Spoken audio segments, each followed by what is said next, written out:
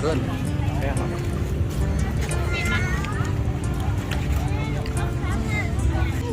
กระเบียต้องเลยสวัสดีทุกคนยินดีต้อนรับเข้าสู่ช่องซุกไม XPS Channel คือตอนนี้เราอยู่ที่สถานที่งานวัดซึ่งจัดขึ้นอยู่ที่แขวงซีกองงานวัดงานบุญนี่กระเบื้องที่สถานที่มันเนาะมันขายงานวัดหมดแหละทุกวันซึ่งมื้อนี้เฮาก็มานั่งชิวๆกันเนาะกับบรรดาเพื่อนฝูงมิตรสหายของเฮาเด้อทุกคนเด้หมู่กูนี่หมู่กูสังทองไม่กระซิด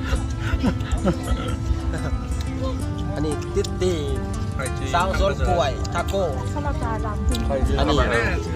บัวทองไสยศาสตร์และเฮาเองสุกไม้ไส้ปลาทรงนะทุกคนเอานะบ่ยังเมา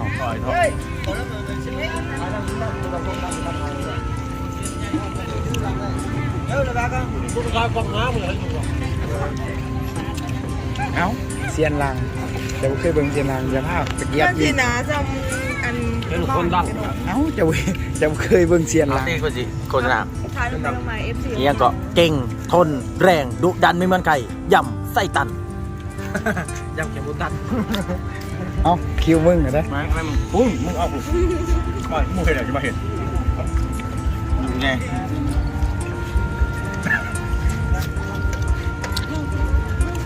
ฟังกูบอกเขากูยำก็กูจะบอก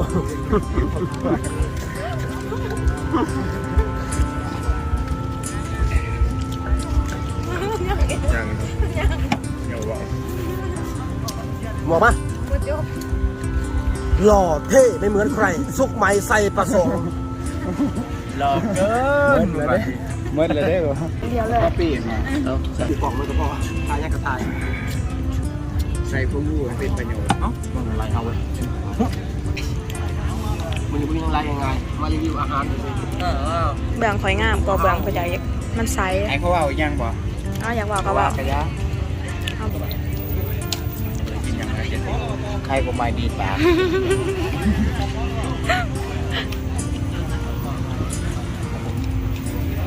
โก้ที่อับเช็ดเลย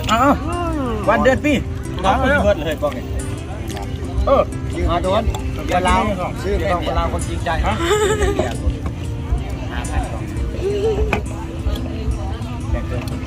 นางชิวใส่ชีวิตแบบสโลไลฟ์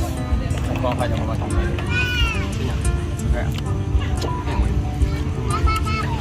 นี่เกือบแดงโอ้คือผัดเดี๋ยวเราก่อนเดี๋ยวว่าพี่เบียร์แก้วทำกินมั้งของมึงอะไรเนี่ย70ทั้งหมดเบียร์มา70ก็ซ่าๆเลย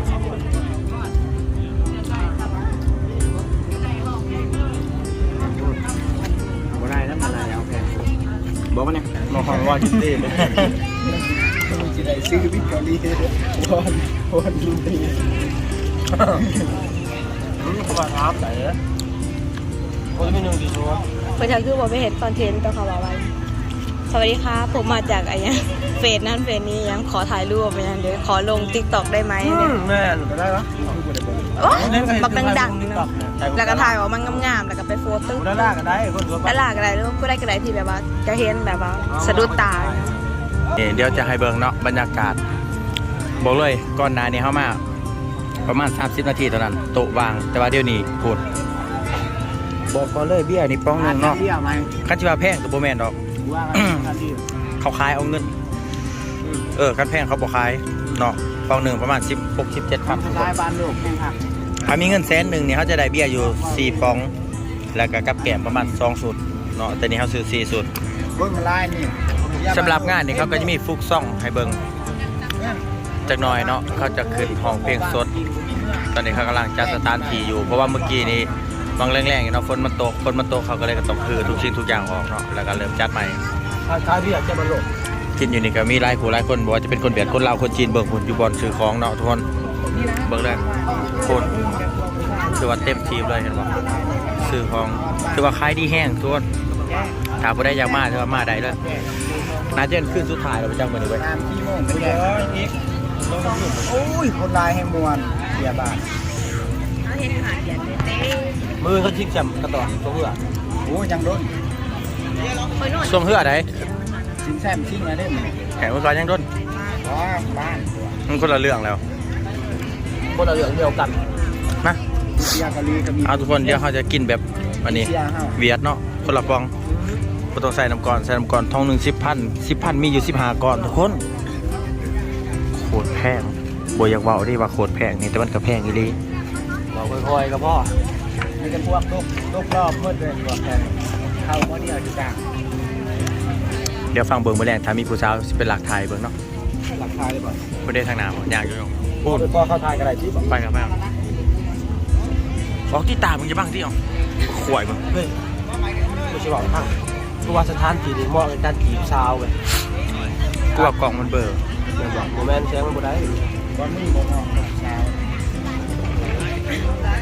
เบิดเลยความฝันเลย มันได้ผู้สาวเอ้าเจมองเว้ย เก็บตังค์ไว้ นี่คล้ายๆ อา เจ จ ม จะ อง ได้แฟนเขาได้คืนนี้ก็ได้